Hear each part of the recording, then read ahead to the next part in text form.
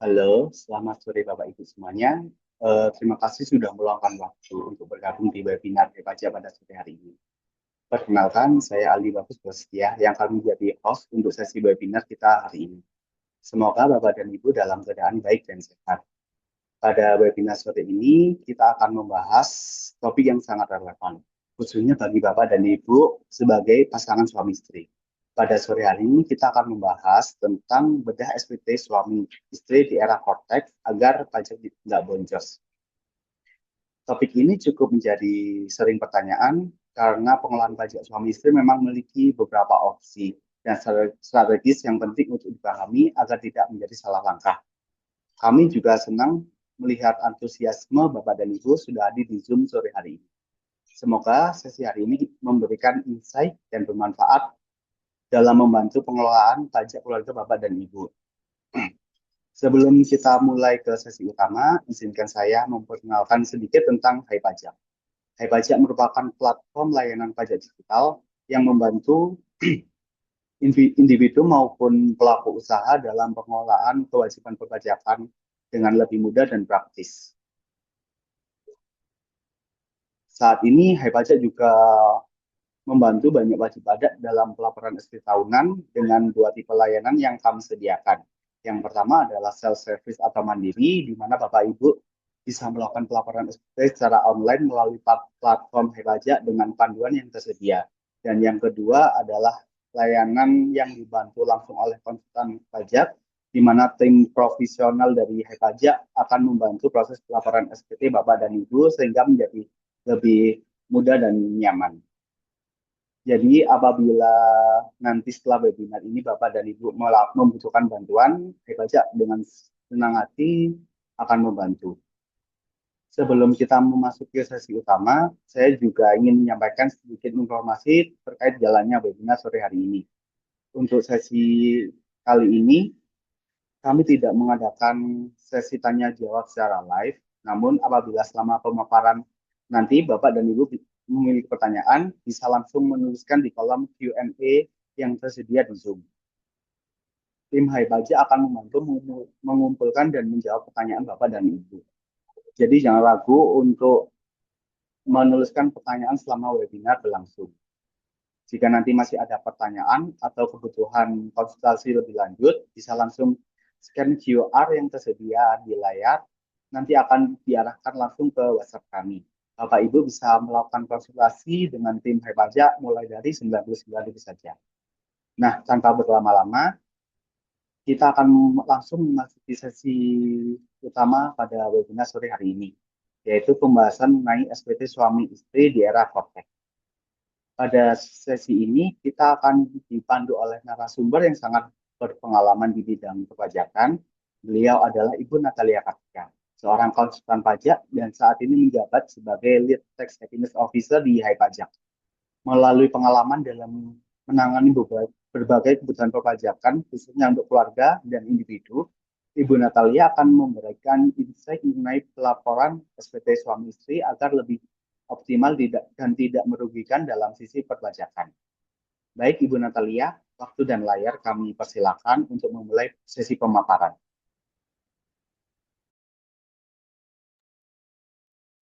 Ya baik, terima kasih Kak Aldi untuk waktu dan layarnya. Mungkin untuk Bapak Ibu sekalian, bisa kita mulai untuk sesi webinar kali ini. Mungkin saya akan izin share screen.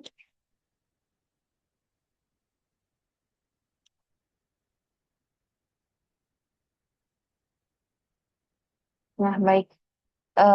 Pada sesi kali ini kita akan membahas tentang bedah SPT suami dan istri di era Cortex agar pajak Bapak Ibu tidak boncos. Nah, pertama yang perlu kita ketahui ada 4 status kewajiban pajak di Indonesia, yaitu ada KK atau kelola keluarga, kemudian pisah harta, PH, dan memilih terpisah, serta hidup berpisah. Nah, selanjutnya, untuk status unit perpajakan di Indonesia, itu untuk status wajib pajaknya ada TK atau tidak kawin, kemudian ada kawin, dan ada PH atau MT. Nah, di sini untuk tidak kawin, yaitu penghasilan pajaknya akan dihitung sendiri Terus habis itu untuk PTKP-nya itu menggunakan TK 0 dan untuk tanggungan maksimal di 3 tanggungan. Kemudian untuk kawin, di sini penghasilan dan pajak untuk suami itu dihitung sendiri. Kemudian untuk istri masuk final apabila dari satu pemberi kerja. Nah, di sini bukti potong yang diterima adalah A1. Kemudian untuk PTKP-nya itu adalah K0 sampai dengan maksimal di K3. Nah, kemudian untuk penghasilan dan pajak suami istri yang digabung, di sini PTKP-nya itu dari KI 0 sampai dengan maksimal di KI 3. Dan untuk status kewajiban kewajiban lapor ada di suami apabila kawin ini. Terus kemudian untuk PH dan MT, di sini untuk suami dan istri lapor di SPT masing-masing. Kemudian pajak dan penghasilan itu dihitung proporsional berdasarkan penghasilan masing-masing untuk PTKP-nya KI 0 sampai dengan maksimal di KI 3. Nah, kemudian bagaimana dampak pelaporan SPT untuk gabung dan pisah? Nah, untuk lapor SPT-nya, apabila SPT gabung itu cukup di suami saja, ya, karena suami adalah kepala keluarga. Kemudian kalau pisah, itu ada kewajiban pajaknya di lapor SPT-nya suami dan istri. Kemudian untuk pajak akhir tahun, nah di sini kalau gabung tergantung banyaknya sumber penghasilan. Kemudian eh, untuk SPT pisah itu ada potensi kurang bayar pajak. Kemudian untuk sisi administrasi itu efisien SPT gabung, kemudian untuk SPT pisah itu akan lebih kompleks. Nah, selanjutnya untuk suami istri yang ingin lapor terpisah atau memang ada perjanjian pisah harta sebelumnya, pada inbox poin A di sini perlu mengisi nomor 7. Nah, di sini status kewajiban perpajakan suami dan istri bisa disesuaikan pisah harta atau memilih terpisah. Nah, selanjutnya di sini untuk pisah harta itu adalah untuk suami dan istri yang memang penghasilan, ada pemisahan harta dan penghasilan secara tertulis ya di notaris. Kemudian untuk memilih terpisah, di sini memang dari suami dan istri sendiri menghendaki untuk pelaporan pajaknya masing-masing. Kemudian bagaimana perhitungan pajaknya? Nah, di sini dilakukan berdasarkan proporsi penghasilan netonya. Nah, untuk cara perhitungannya, nah di sini perlu menghitung penghasilan neto gabungan. Jadi, penghasilan neto dari suami dijumlahkan dengan penghasilan neto dari istri. Kemudian perlu dikurangkan dengan PTKP gabungan. Nah, di sini menerapkan tarif pasal 17 progresif atas penghasilan kena pajak gabungan. Kemudian terakhir PPh terhutang akan dihitung secara proporsional. Nah, kemudian selanjutnya untuk di sini ada studi kasus yaitu pisah harta yang memilih terpisah. Nah, di sini kebetulan kita pilih untuk yang eh, memilih terpisah. Di sini ada suami istri memiliki satu anak, kemudian melaksanakan kewajiban pajak secara terpisah. Nah, di sini suami bekerja sebagai dokter dengan penghasilan netto 500 juta dan kemudian untuk istri adalah seorang model dengan penghasilan netto 300 juta. Nah, di sini untuk penghasilan mereka digabung sehingga total penghasilan suami dan istri adalah 500 juta. Kemudian untuk PTKP itu KI 1 di sini totalnya 117 juta. Kemudian untuk penghasilan kena pajaknya yaitu dari 500 juta dikurangkan dengan 117 juta. Kemudian ketemu angka penghasilan kena pajak yaitu di 383 juta. Kemudian untuk PPh terhutang gabungan, nah di sini ketemu angka 64.750. Nah, di sini baru kita proporsikan. Nah, di sini untuk penghasilan dari suami yaitu 200 juta dibagi dengan total penghasilan gabungan yaitu 500 juta dikalikan dengan PPh terhutang gabungan. Nah, untuk suami terdapat kurang bayar pajak 25.900.000. Kemudian untuk PPh terhutang istri yaitu di 38.850. Nah, selanjutnya di sini untuk perubahan SPT tahunan orang pribadi di Korteks. Nah, di sini untuk pengisian SPT induk dilakukan mulai dari induk SPT. Nah, kemudian banyaknya lampiran yang harus diisi ini tergantung dari isian atau pilihan jawaban pertanyaan pada induk SPT. Kemudian, untuk lampiran yang otomatis muncul itu adalah lampiran satu, yang mana di lampiran satu itu terdapat kolom harta, kemudian kolom hutang, kemudian daftar anggota keluarga yang menjadi tanggungan, kemudian ada penghasilan neto dalam negeri sehubungan dengan pekerjaan, dan ada daftar bukti pemotongan pajak. Nah, kemudian di sana seluruh bukti potong itu akan terpopuler dan kemudian terdapat pembayaran PPh yang sudah dipotong atau sudah dibayarkan oleh pihak lain atau lawan transaksi. Kemudian untuk rekapitulasi peredaran bruto untuk wajib pajak UMKM, kemudian untuk penggunaan norma, dan untuk wajib pajak orang pribadi pengusaha tertentu. Nah, di sini disediakan dalam lampiran standar dalam satu kesatuan SPT. Jadi tidak perlu lagi Bapak Ibu melampirkan dokumen tambahan. Kemudian untuk pengisian harta untuk di era Kortex saat ini itu lebih detail, sehingga untuk setiap jenis harta itu akan dikelompokkan.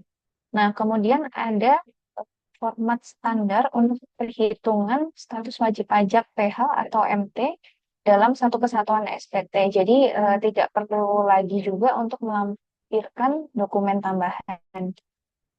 Nah, kemudian di sini untuk langkah-langkah pengisian SPT tahunan orang pribadi yang memiliki perjanjian pisah harta atau memilih terpisah, itu langkah pertama kita perlu menyiapkan data unit keluarga dan informasi umum. Nah, di sini untuk akun Korteks suami, pastikan NIK istri itu sudah masuk ke data unit keluarga. Nah, di sini suami sebagai kepala unit keluarga lainnya. Kemudian untuk akun Korteks istri, itu juga memastikan NIK-nya sudah terdaftar kepala unit keluarga PH atau MT, serta menyesuaikan data informasi umum dengan menginputkan NIK suami sebagai kepala keluarga. Nah, selanjutnya menyiapkan dokumen pendukung itu diantaranya bukti potong yang sudah terintegrasi di Cortex dan menyiapkan dokumen lainnya yang terkait dengan penghasilan. Kemudian di sini langkah yang ketiga mengisi induk SPT. Nah, di sini Bapak Ibu perlu menjawab berbagai pertanyaan pada induk SPT sesuai dengan kondisi sebenarnya. Kemudian yang terakhir mengisi lampiran SPT. Nah, di sini juga Bapak Ibu perlu mengisi lampiran sesuai dengan kondisi yang sebenarnya. Nah, di sini kita part 1 perlu menyiapkan data unit keluarga dan informasi umum. Nah, ini kenapa sih Bapak Ibu untuk data unit keluarga perlu diupdate? Karena repopulasi data SPT itu mengacu pada struktur data unit keluarga. Kemudian untuk transaksi pajakan, semisal bukti potong PPh, kemudian pembayaran pajak, nah yang menggunakan NIK anggota keluarga berstatus tanggungan pun akan otomatis masuk ke SPT tahunan PPh kepala keluarga. Nah, di sini untuk data transaksi perpajakan juga yang lain, kepala unit keluarga yang lain atau bukan tanggungan, nah di sini tuh nggak akan masuk Bapak Ibu untuk datanya. Kemudian untuk data tanggungan pada data unit keluarga itu tidak secara otomatis akan mempengaruhi PTKP. Jadi PTKP akan tetap dipilih secara manual oleh wajib pajak. Nah, selanjutnya untuk langkah pemutakhiran data unit keluarga, ini Bapak Ibu bisa login ke akun Cortex dahulu sebelumnya, kemudian bisa masuk ke menu portal saya, kemudian bisa memilih profil saya. Nah, selanjutnya Bapak Ibu bisa mengklik informasi umum. Dan selanjutnya bisa pilih edit. Nah, di sini kita bisa scroll dan kemudian akan menemukan unit pajak keluarga. Nah, di sini Bapak Ibu bisa menambahkan, bisa mengedit atau menghapus keluarga sesuai dengan kondisi terkini. Nah, selanjutnya untuk tampilannya akan seperti ini apabila kita pilih tambah atau pilih edit. Nah, di sini kita perlu untuk melengkapi seluruh data yang bertanda bintang. Jadi untuk yang bertanda bintang ini adalah data yang wajib diisi, terutama untuk status unit perpajakannya. Nah, di sini pastikan data yang diinput Bapak Ibu sudah sesuai dengan data yang paling terupdate dari Dukcapil. Nah, kemudian untuk status perpajakannya bisa dipilih di sini. Terus untuk nomor 10 di sini dalam satu DUK itu hanya diperkenankan ada satu kepala unit keluarga. Nah, kemudian untuk tanggal mulainya itu bisa diisi tanggal mulai kapan menjadi anggota keluarga. Terus kemudian untuk tanggal berakhirnya bisa dikosongkan apabila anggota keluarganya memang masih aktif, kemudian bisa diklik simpan. Nah, selanjutnya eh, untuk data DOK ini akan otomatis masuk ke lampiran 1 bagian C di SPT Bapak Ibu sekalian. Nah, yang berstatus sebagai tanggungan dan yang tanggal mulainya sebelum tahun pajak yang bersangkutan. Kemudian untuk data tanggungan, nah di sini tidak akan membentuk PTKP secara otomatis. Jadi meskipun data anggota keluarga ini sudah masuk ke dalam lampiran 1C, untuk PTKP di bagian induk tetap akan dipilih manual oleh Bapak Ibu sekalian. Jadi nanti bisa disesuaikan dengan kondisi terkini Bapak Ibu. Nah, kemudian untuk tampilan di DUK di akun suami, apabila suami istri NPWP-nya terpisah, nah di sini NIK istrinya diinputkan dengan status kepala unit keluarga lainnya, PH atau MT atau HB. Kemudian untuk DUK-nya berisi wajib pajak sendiri, nah yaitu di korteks Bapak Ibu sendiri. Jadi misal suami berarti ini perlu ada nama suami sendiri, kemudian nama istri, dan juga nama anak yang belum dewasa. Jadi termasuk dengan anak tiri atau anak angkat yang tercantum dalam kakak wajib pajak atau kakak yang lain. Kemudian untuk selanjutnya ada anggota yang keluarga sedarah atau semenda dalam garis keturunan lurus. Selain poin yang pertama yang menjadi tanggungan sepenuhnya yang tercantum di dalam kakak dan kakak lain, kakak wajib pajak ataupun kakak lain. Nah, untuk selanjutnya tampilan dari data unit keluarga di akun istri, apabila suami istri ini NPWP-nya terpisah, maka tampilannya akan seperti ini. Untuk data unit keluarganya akan berisi nama istri sendiri. Nah, kemudian bisa dicentang pernyataan ini, kemudian bisa langsung diklik submit. Nah, kemudian untuk selanjutnya di akun istri, nah istri pun juga sama, perlu melakukan update di UK, kurang lebih caranya juga sama dengan suami.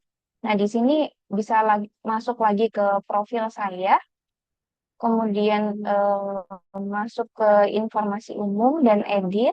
Kemudian selanjutnya kita perlu untuk klik informasi umum ini dan langsung bisa diklik untuk NIK suami, bisa diinputkan di sini, kemudian diisikan dengan nomor kakak serta data lain yang perlu diisi dan kemudian bisa diklik validasi data terbaru ke Dukcapil. Nah, kemudian bisa dicentang pernyataan dan diklik submit.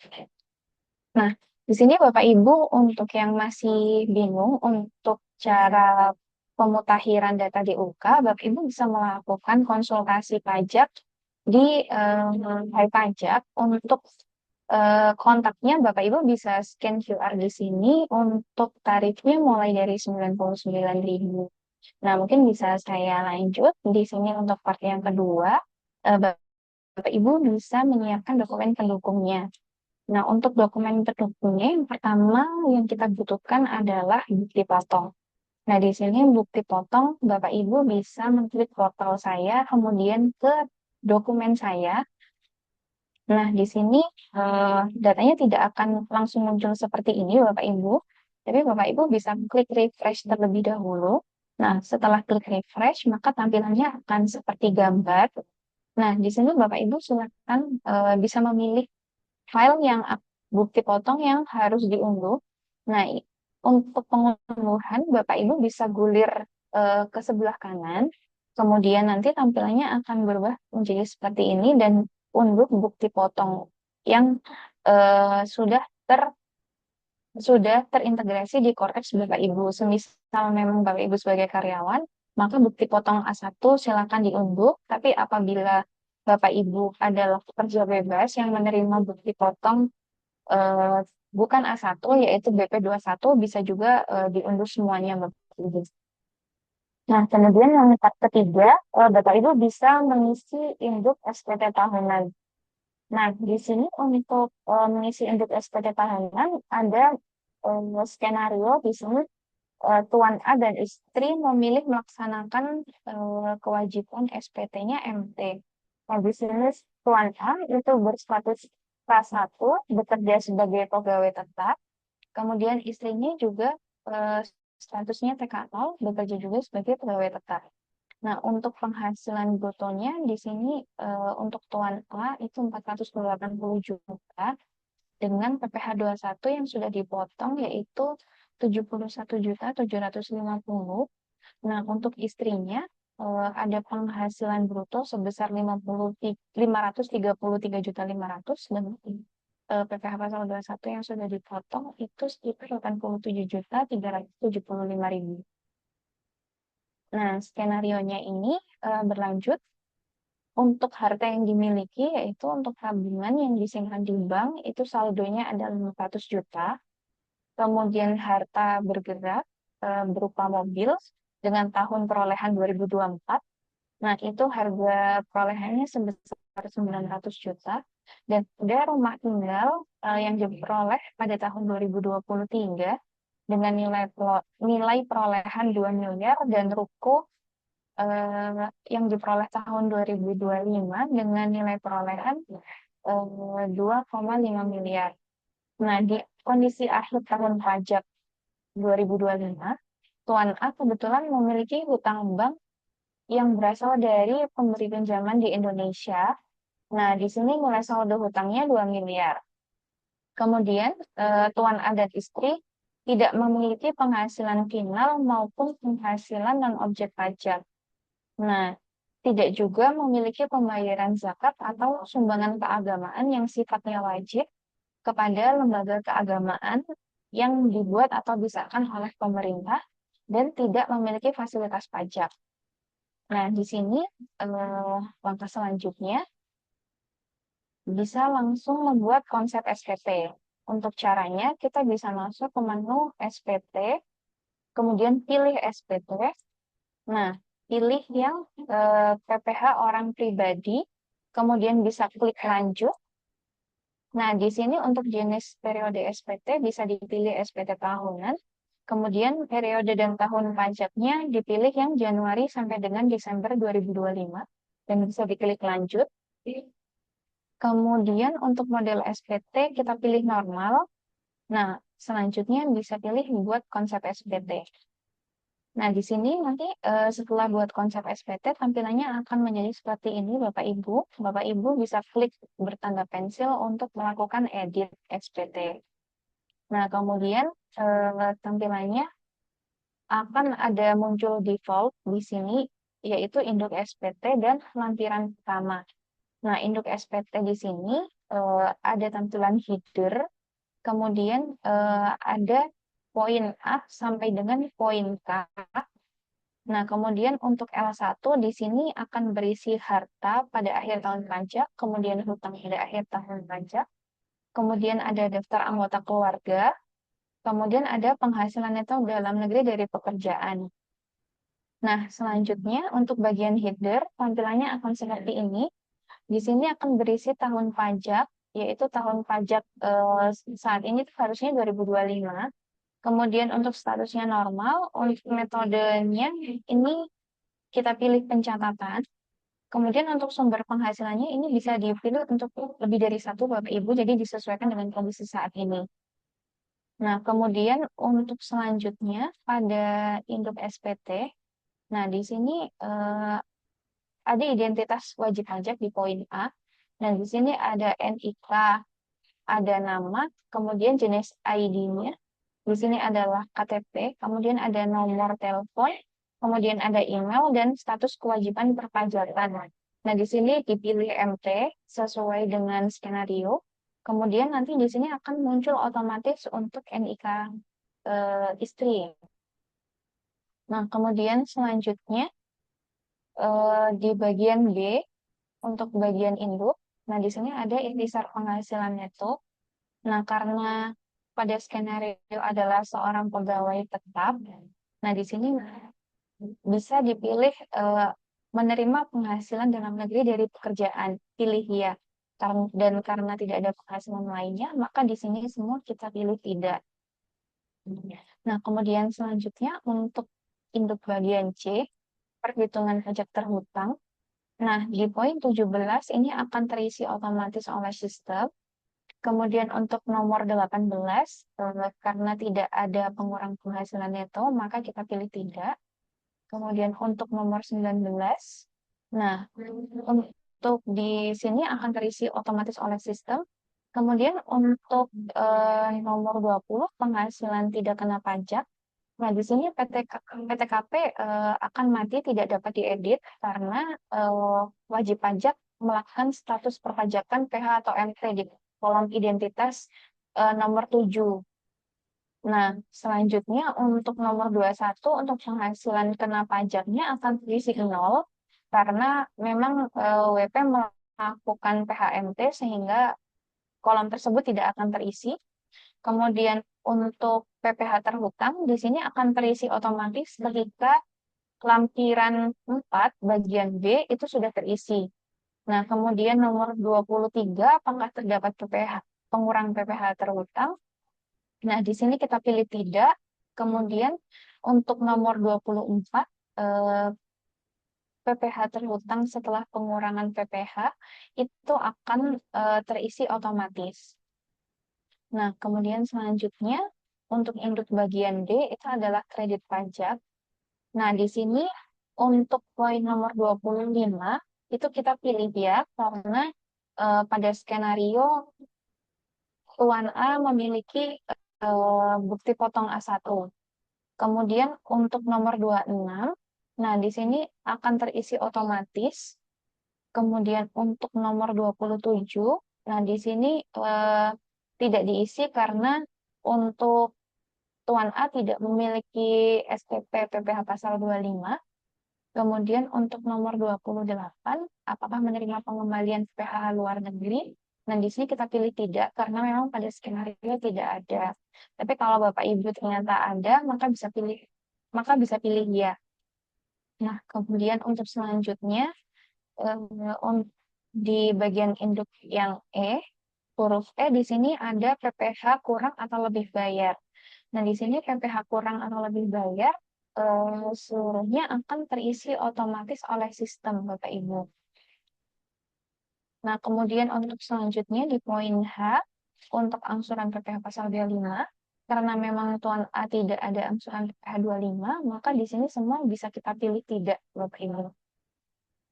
Nah, untuk poin I, untuk pernyataan transaksi lain, nah di sini apakah untuk harta pada akhir tahun pajak, nah di sini perlu diisi lampiran 1 bagian A. Kemudian untuk hutang, di sini kita bisa pilih ya, karena Tuan A memiliki hutang. Nah, kemudian apakah menerima penghasilan yang bersifat final, di sini pilih tidak. Namun kalau Bapak Ibu terdapat penghasilan final, mungkin seperti contoh sewa tanah dan bangunan, ataupun mungkin ada terima bunga bank, atau mungkin dari bunga investasi, Nah, ini Bapak Ibu bisa pilih ya di poin nomor 36 ini. Kemudian untuk selanjutnya, nomor 37, Bapak Ibu bisa pilih tidak, apakah menerima penghasilan yang tidak termasuk objek pajak, karena memang pada skenario Tuan A tidak memiliki penghasilan yang tidak termasuk objek pajak. Kemudian untuk nomor 38 dan 39, di sini akan terisi otomatis oleh sistem karena Tuan A melakukan pencatatan. Dan untuk poin ini akan terbuka apabila Bapak Ibu memilih pembukuan pada pelaporan SPT-nya. Kemudian untuk nomor 40, apakah menerima dividen atau penghasilan lain dari luar negeri? Nah, di sini Tuan A tidak memiliki sehingga pilih tidak. Kemudian untuk kelebihan PPh final di sini juga akan terisi otomatis oleh sistem apabila eh, Bapak Ibu adalah wajib pajak UMKM. Nah, kemudian untuk bagian J di sini bisa dipilih tidak semua karena kita tidak ada yang perlu dilampirkan untuk skenario ini. Nah, untuk selanjutnya mungkin Bapak Ibu apabila ada penjelasan yang kurang jelas pada slide sebelumnya dan apabila ada pertanyaan yang ingin ditanyakan bisa langsung kontak melalui QR di sini. Bapak Ibu bisa scan dan melanjutkan pertanyaan melalui nomor WhatsApp resmi kami. Nah, selanjutnya part terakhir yaitu mengisi lampiran. Nah, di sini mengisi lampiran SPT tahunan. Nah, ada kolom harta pada akhir tahun pajak. Nah, di sini terdapat di lampiran 1. Nah, untuk yang pertama kita akan menambahkan kas dan setara kas. Kas dan setara kas ini bisa kita klik tambah, bisa klik hapus, atau bisa klik impor. Nah, Bapak Ibu bisa menyesuaikan tergantung dari banyaknya harta yang ingin diinput. Apabila memang hartanya cukup banyak, pada kas dan setara kas ada di beberapa tempat, Bapak Ibu bisa melakukan impor data. Namun kalau misalkan hanya ada satu atau dua poin saja, Bapak Ibu bisa klik tambah. Nah, di sini kas dan setara kas itu meliputi uang tunai, tabungan, deposito. Nah, itu Bapak Ibu bisa masukkan di sini. Kemudian selanjutnya untuk pengisian kas dan setara kas ini, Bapak Ibu perlu memilih deskripsi terlebih dahulu untuk kemudian kode pajaknya ini akan terisi otomatis. Nah, kemudian untuk nomor account, nah di sini nomor account Bapak Ibu perlu menginputkan nomor rekening ataupun nomor account dari kas dan setara kas yang telah dipilih. Kemudian untuk atas nama, di sini atas nama disesuaikan dengan kepemilikan aset tersebut. Kemudian nama bank atau institusi juga disesuaikan. Untuk lokasi hartanya bisa dipilih di negara mana lokasi harta tersebut. Semisal di Indonesia bisa dipilih Indonesia. Kemudian untuk tahun perolehan itu bisa disesuaikan dengan eh, tahun perolehan kapan aset itu dimiliki. Kemudian untuk saldonya di sini wajib disesuaikan untuk saldo akhir tahun pajak yaitu 31 Desember 2025. Setelah semuanya terisi, maka bisa diklik simpan. Nah, untuk keterangan ini Bapak Ibu ada pilihan harta PPS, ada dua pilihan, ada harta PPS dan yang lainnya. Dan di sini kalau misalkan harta tersebut termasuk harta PPS, maka Bapak Ibu bisa pilih. Tapi kalau semisal harta tersebut bukan harta PPS, di kolom keterangan ini bisa dilewati saja. Nah, selanjutnya untuk pengisian aset yang lain yaitu kita ambil contoh harta bergerak. Nah, di sini harta bergerak kurang lebih sama langkahnya, kita klik tambah. Kemudian kita bisa memilih tipenya di sini. Di sini tipenya tuh ada cukup banyak Bapak Ibu, ada contohnya sepeda, sepeda motor, kemudian mobil, Nah, di sini setelah dipilih, maka kita perlu input merek atau model dari kendaraan yang sudah kita pilih. Kemudian untuk nomor polisi dan nomor registrasi ini perlu diinput juga Bapak Ibu. Kemudian untuk kepemilikannya di sini ada kepemilikan atas nama sendiri atau atas nama orang lain. Nah, apabila atas nama sendiri, maka pada nomor identitas ini akan otomatis terinput NIK Bapak Ibu. Tapi apabila Bapak Ibu memilih atas nama orang lain, maka di sini perlu diisikan manual untuk NIK-nya atau NPWP-nya. Untuk nama pemiliknya nanti akan otomatis terisi oleh sistem. Kemudian untuk tahun perolehannya juga bisa disesuaikan dengan kapan harta itu dimiliki. Kemudian harga perolehan juga disesuaikan dengan harga pembelian aset itu. Kemudian untuk nilai saat ini, nah di sini kami sarankan untuk nilai saat ini bisa diisi dengan angka dari harga perolehan saja Bapak Ibu. Jadi semisal memang harganya naik ataupun turun, Bapak Ibu tidak perlu disesuaikan nilai saat ini, tapi disesuaikan saja dengan harga perolehan. Nah, kemudian setelah semua terisi, Bapak Ibu bisa klik simpan. Nah, selanjutnya aset yang akan kita contohkan yaitu pengisian harta tidak bergerak. Nah, di sini kurang lebih sama, Bapak Ibu. Nah, kalau di sini untuk harta tidak bergerak itu contohnya adalah tanah atau bangunan. Nah, di sini untuk lokasi hartanya, di sini kita perlu inputkan alamat lokasi harta itu berada. Kemudian untuk ukuran propertinya, di sini kita inputkan luasan tanah, kemudian luasan bangunan, dan sumber kepemilikannya kurang lebih sama, atas nama sendiri atau atas nama orang lain. Kemudian untuk nomor sertifikatnya, ini juga perlu diinputkan. Kemudian untuk tahun perolehannya juga disesuaikan. Untuk harga perolehan juga disesuaikan harga tersebut dibeli dengan nominal berapa. Kemudian untuk nilai saat ini juga perlu disamakan dengan harga perolehan Bapak Ibu. Nah, di sini kemudian bisa diklik simpan. Selanjutnya eh, kita lanjut ke kolom hutang. Nah, di kolom hutang ini kita ambil contoh hutang bank. Nah, hutang bank di sini bisa untuk KPR, bisa juga leasing kendaraan, ataupun yang lain. Nah, di sini kita perlu memasukkan atau menginputkan NIK atau NPWP dari eh, bank atau leasing pemberi kredit. Kemudian untuk namanya, di sini nanti akan terisi otomatis oleh sistem ketika kita sudah menginputkan NIK atau NPWP. Kemudian untuk negara pemberi pinjaman, di sini bisa dipilih Indonesia ataupun bisa juga di luar negeri.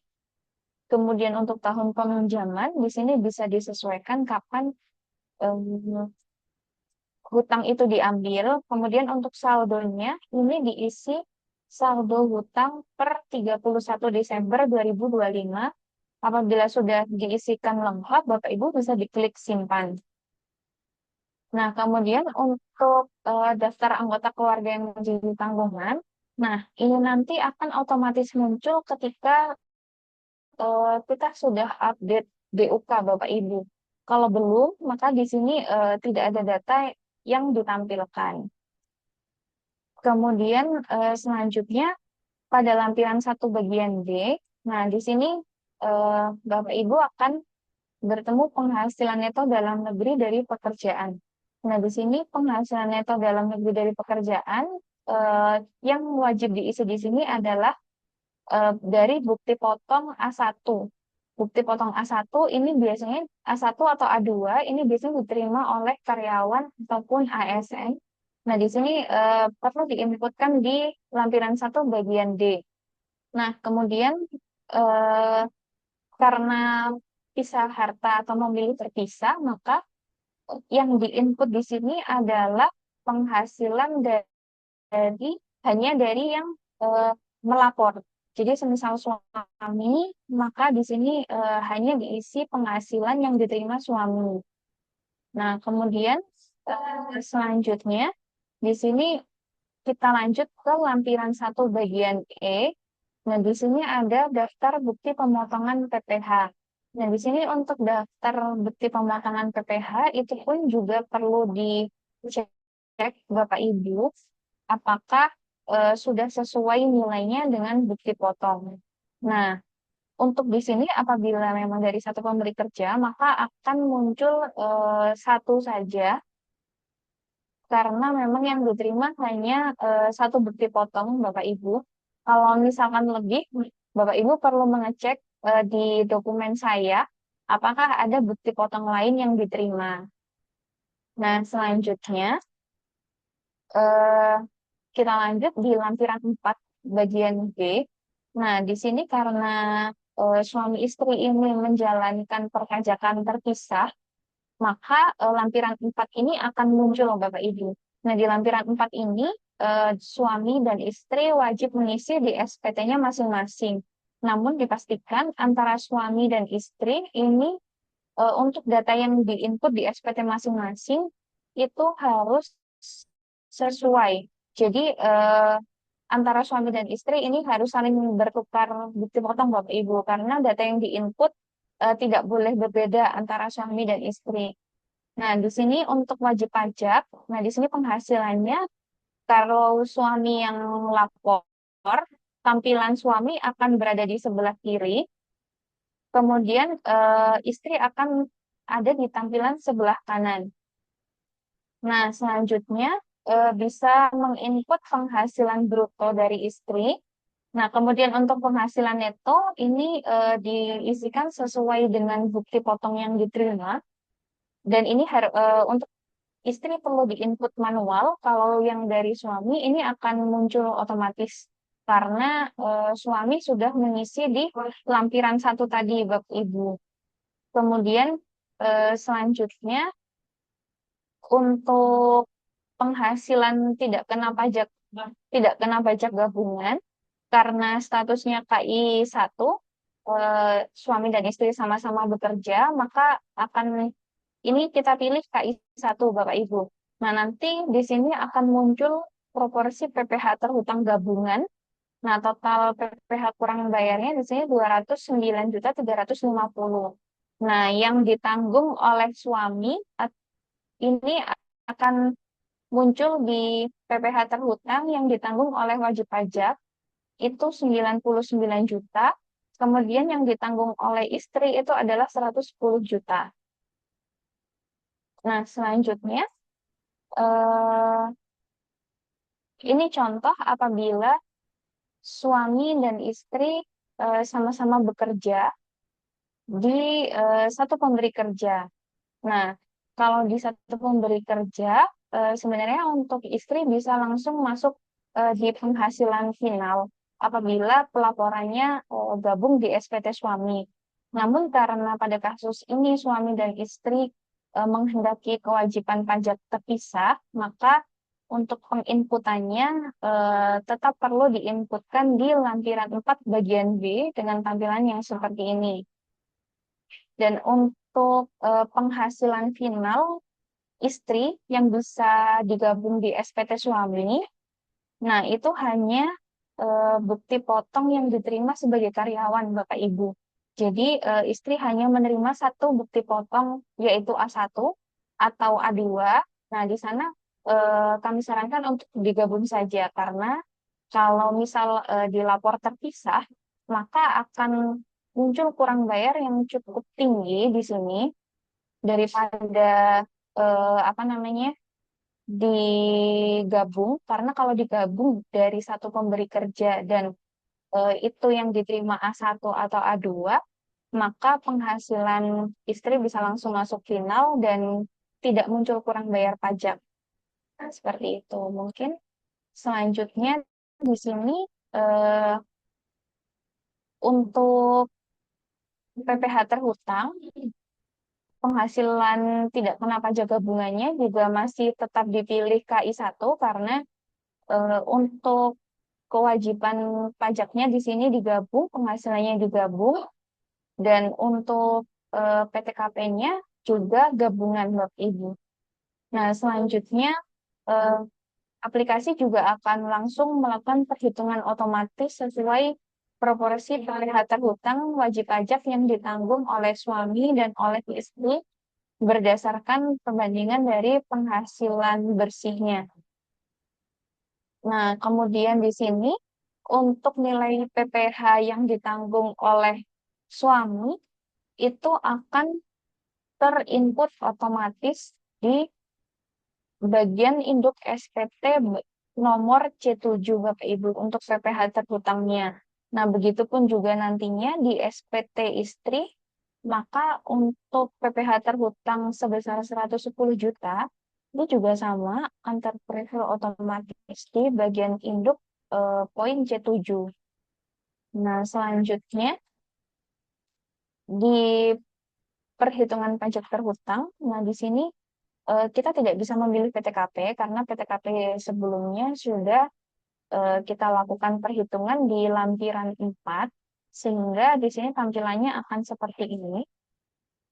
Dan kemudian untuk kredit pajak, nah di sini PPh yang dipotong oleh pihak lain kan sesuai dengan nilai bukti potong yang sudah diterima.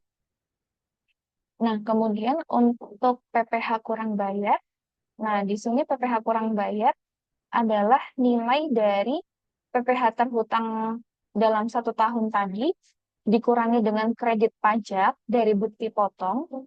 Nah, akan menemukan angka 27.333.275. Nah, ini adalah nilai kurang bayar pajak yang masih harus dibayar oleh suami. Jadi, eh, meskipun suami sudah dipotong 71 juta dari perusahaan, suami masih ada kewajiban untuk melakukan pelunasan PPh kurang bayar di sini agar bisa lapor SPT-nya.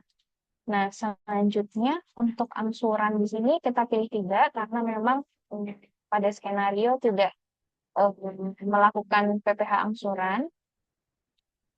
Nah, apabila sudah seluruhnya terisi, maka bisa dicentang untuk bagian pernyataan ini, kemudian klik simpan konsep, klik bayar dan lapor. Nah, selanjutnya di penyampaian SPT, ketika kita klik bayar dan lapor akan muncul tampilan seperti ini. Nah, ini Bapak Ibu bisa di close saja dan pilih tidak. Nah, kemudian di sini kita perlu inputkan kode otorisasi DJP. Nah, di sini kita input kata sandi penandatanganan. Nah, apabila sudah di-input, kita bisa klik simpan dan konfirmasi tanda tangan. Setelah itu, Bapak Ibu bisa klik, setelah klik ini, konfirmasi tanda tangan, maka akan muncul kode billing Bapak Ibu. Akan muncul kode billing otomatis. Nah, di sini kode billingnya bisa langsung dibayarkan Bapak Ibu, bisa langsung dibayarkan setelah Bapak Ibu melakukan pembayaran. Nah, maka SPT akan otomatis terlapor. Dan untuk bukti penerimaan elektronik akan dikirim ke email Bapak Ibu yang terdaftar di Cortex. Jadi pastikan untuk email Bapak Ibu adalah email yang aktif karena bukti pelaporan SPT tidak lagi dapat diunduh di Cortex karena bukti pelaporan itu nantinya seluruhnya akan masuk ke email Bapak Ibu sekalian. Nah, kemudian berikut untuk contoh tampilan BPN-nya. Jadi dipastikan ya Bapak Ibu sudah menerima bukti penerimaan elektronik ini apabila sudah lapor SPT. Nah, kemudian untuk selanjutnya informasi tambahan. Informasi tambahan di sini apabila penghasilan istri bersifat final, apabila penghasilan istri bukan objek pajak, kemudian perbandingan untuk PHMT dan gabung. Nah, untuk skenario yang kedua di sini apabila penghasilan istri bersifat final.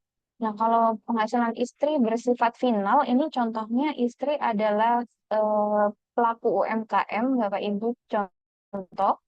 Nah, di sini kita hanya memasukkan penghasilan bruto atau omset saja. Nah, di sini kita tidak perlu menginputkan penghasilan netonya. Karena tidak ada pengurang pajak, maka kita bisa pilih nol. Kemudian untuk PTKP, nah PTKP di sini sudah tidak lagi pakai KI, Bapak Ibu, karena untuk penghasilan istri di sini sudah final. Sehingga untuk PTKP-nya menyesuaikan dengan PTKP suami. Suami apabila ada tanggungan satu, maka bisa dipilih KI satu. Nah, kemudian di sini untuk kurang bayar pajaknya akan sesuai dengan bukti potong dan untuk istri akan nol.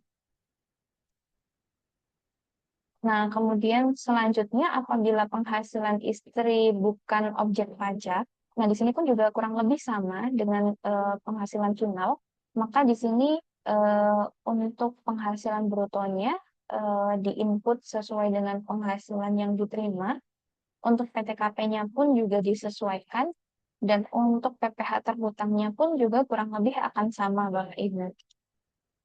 Nah, di sini perbandingan apabila memilih PHMT dan memilih NPWP gabung. Nah, pada skenario pertama, untuk suami dari satu pemberi kerja dan istri dari satu pemberi kerja. Nah, di sini apabila digabung, maka akan muncul kurang bayar nol, Bapak Ibu. Karena memang untuk penghasilan istri kan akan masuk di final, Bapak Ibu. Jadi kita hanya melakukan penginputan saja sesuai dengan nilai bukti potong suami. Jadi di sini untuk kurang bayar pajaknya akan nol. Kemudian kalau memilih skenario PHMT, maka di sini perlu digabungkan penghasilan suami dan istri dan akan muncul kurang bayar kurang lebih di 50.225.000. Nah, untuk skenario kedua, apabila digabung, misal ini suami satu pemberi kerja, kemudian istri ada usaha, contohnya istri pakai PP 55. Nah, di sini eh, kurang bayar pajaknya akan nol juga, Bapak Ibu. Terus kemudian untuk PHMT juga sama, akan nol.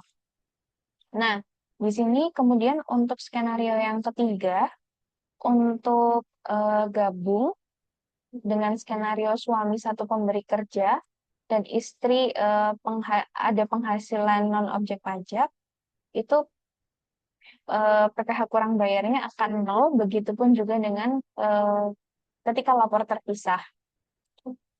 Nah, di sini untuk perbandingan antara PHMT dan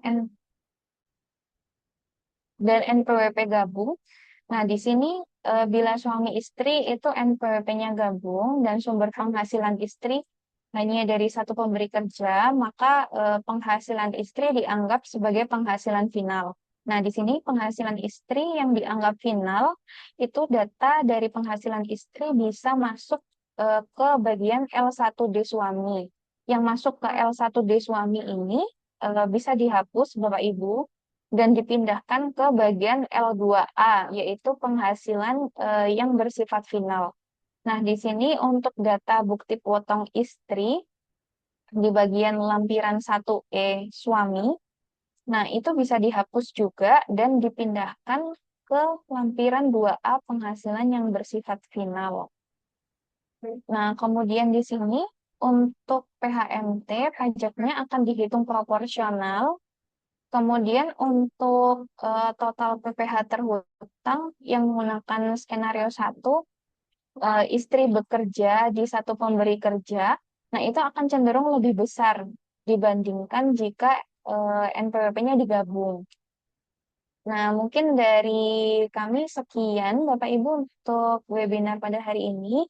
Apabila Bapak Ibu ada pertanyaan ataupun ada yang kurang jelas, bisa ditanyakan di kolom komentar, atau Bapak Ibu sekalian bisa melanjutkan konsultasi di nomor WhatsApp Hai Pajak, yang mana kita tadi ada share reminder untuk Bapak Ibu sekalian. Bapak Ibu bisa kontak ke sana. Dan selanjutnya untuk waktu dan tempat bisa saya kembalikan ke rekan saya Kak Aldi. Terima kasih.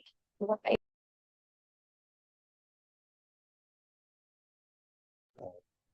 Baik, terima kasih Ibu Natalia.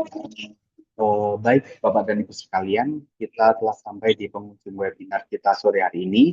Kami mengucapkan terima kasih banyak kepada Ibu Natalia Kartika atas pemaparan yang sangat insightful dan mudah dipahami.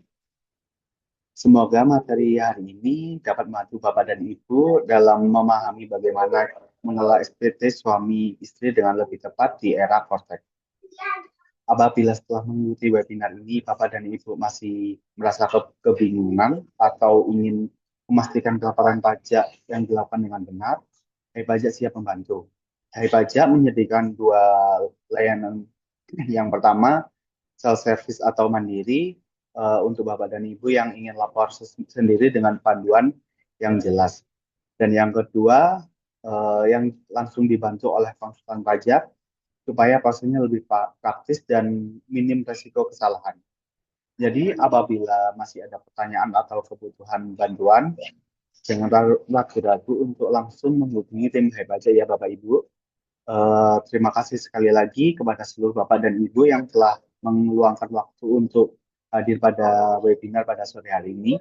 Saya Aldi Bagus Prasetya sebagai host, pamit undur diri. Selamat sore, semoga sehat selalu dan sampai jumpa di webinar Hai Pajak selanjutnya. Terima kasih.